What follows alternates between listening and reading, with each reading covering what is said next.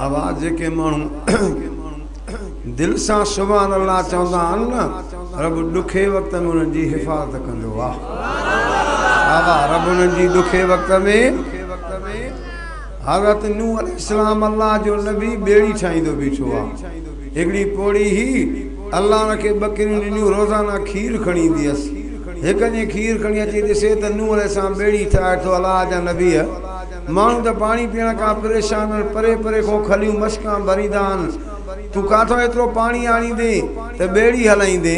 हज़रत नूह अलैहिस्सलाम चवण लॻो पोड़ी तोखे ख़बर न आहे अल्लाह जो अज़ाब ईंदो तूफ़ान ईंदो सैलाब ईंदो कोई न बचंदो। अल्लाह ईमान वारनि जे बचाव अल्लाह हुकुम कयो मां तॾहिं थो ॿेड़ी ठाहियां। पोड़ी चवण लॻी बाबो मां बि त कलमो पढ़ियो आहे मां बि त ईमान आंदो आहे।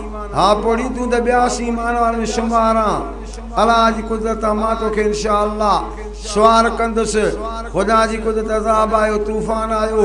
हज़रत नूह अलैहिस्सलाम को निशान थियो पोड़ी के सवार न कई। 3 महीना थिया हज़रत नूह अलैहिस्सलाम जी ॿेड़ी अची जूदी जबल ते लथी।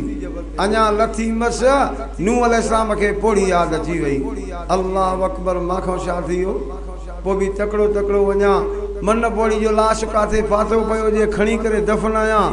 अञा जो तकड़ो तकड़ो अचे नज़र करे त पोड़ी जी झूपड़ी भी सलामत आहे। अञा जो कन ॾे त पोड़ी झूपड़ी में वेठी आहे पर चवंदी वेठी आहे सुभान अल्लाह सुभान अल्लाह।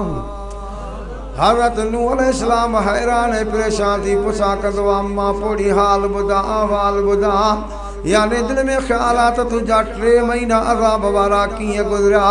पोड़ी मथे कंधु करे चए थी बानू कल त मां तोखे खीर पुॼायो अॼु मुंहिंजूं ॿकरियूं परे वयूं आहिनि देरि थी आहे तूं पाण तकलीफ़ करे खीर खणण जे लाइ छो आयो आहे। कल पे ॿेड़ी ठाही मां खीर खणी आयसि अॼु ॿकरियूं परे वयूं देरि थी आहे तूं पाण तकलीफ़ करे खीर खणण लाइ आयो आहे। नूह अलैहिस्सलाम रब जी दरबार में हथ कया मौजा अल्लाह हिन पोड़ीअ दिमाग़ कमी नथो करे।